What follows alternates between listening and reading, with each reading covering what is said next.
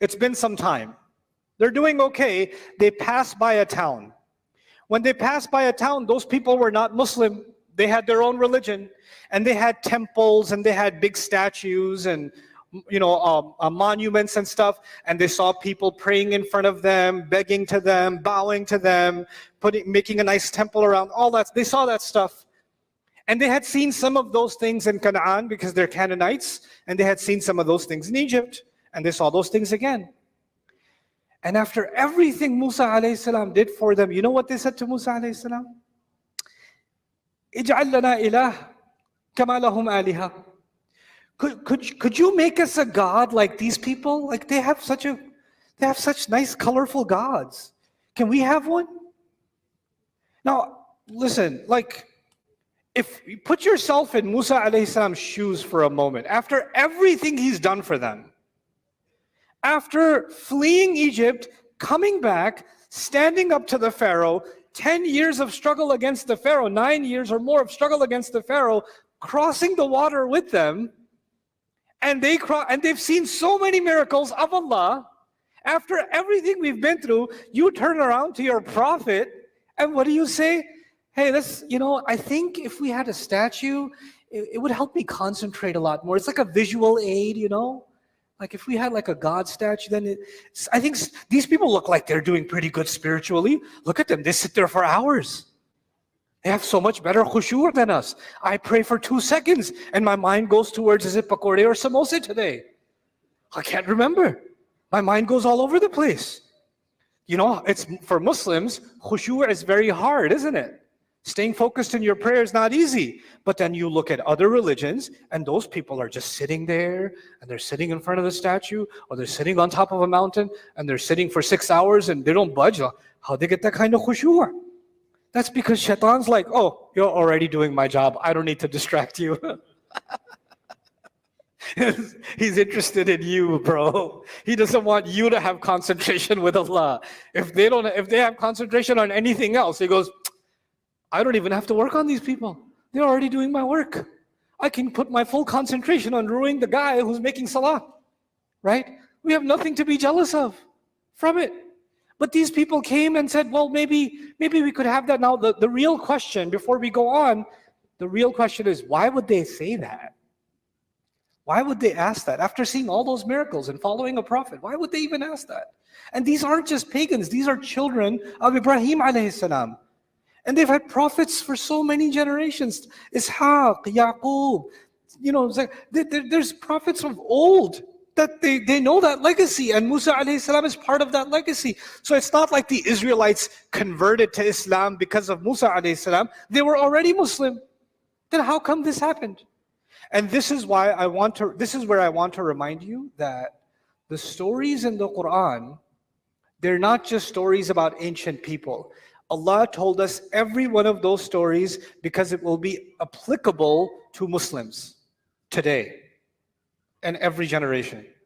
Allah will never tell us a story in the Quran because it's interesting information, because it's fun facts from history. Nope. It's always some living problem that will come back again like a virus, that will come back again and again and again in every generation. It's not like something that existed a long time ago. So I need you to know something about the Israelites today.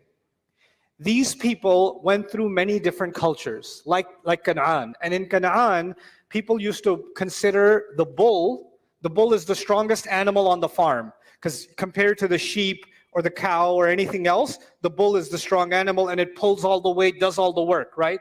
So the bull became a symbol of strength, and over time in Canaanite religions and Sumerian variations, the bull became an object of worship.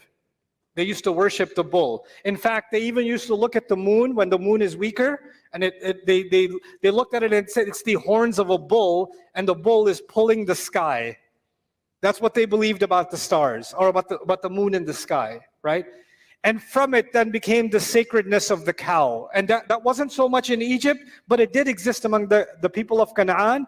And the Israelites had a lot of genetic mixing with the people of Canaan. They spent think of it this way, Muslims living alongside Hindus for hundreds and hundreds of years, for example, right?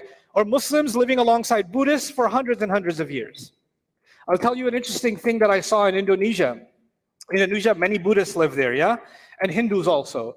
So Muslims, when Islam came there, they noticed that when they call people to the temple, you ever seen those giant, like, dongs and they go dong? You know those martial arts movies that you don't watch because you're Islamic?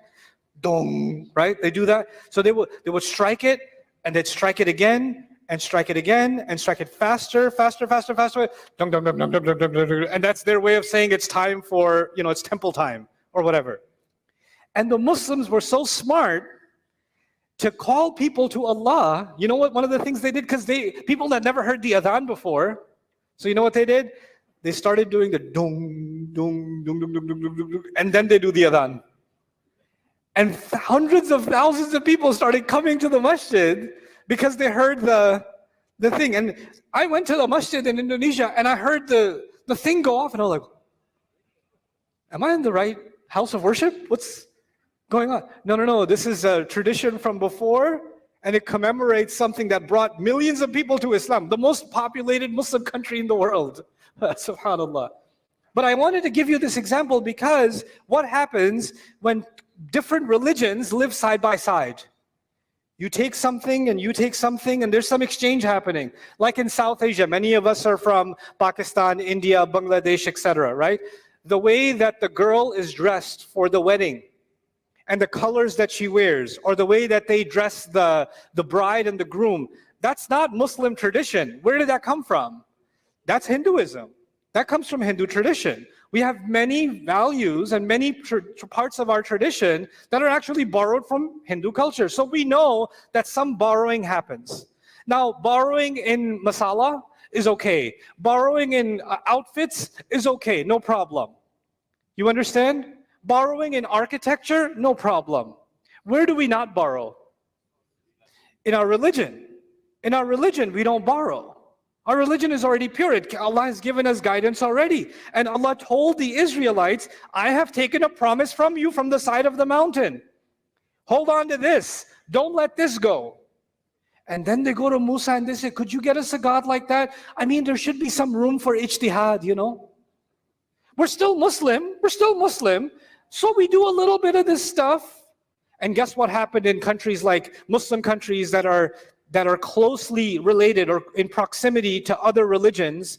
Muslims started developing their versions of Hindu shrines, their versions of alternative houses of worship that are not masajid, their versions of worship that look just like Hindu worship, just like Buddhist worship. It looks just like it, but they're still Muslim. And they say it's not a big deal. I mean, they have that. We can have a little bit of that here and there. And those of you that are from Pakistan, India, you already know what I'm talking about. You already know what I'm talking about. So many rituals, so much paganism made its way into Islam. And the thing is, Allah is teaching us something really powerful. That human beings will always be drawn towards shirk, and they have to go through a lot of training to let go of that desire. In fact, even if they are living with a prophet, which prophet are we talking about? Musa alayhi salam. They lived with a prophet. They saw the prophet's miracles with their own eyes. But the culture has affected them for so many hundreds of years that even though they're living with a prophet, they have the audacity to ask that prophet, what's so bad about some extra, can you make us a visual God? How's that a bad thing? Subhanallah.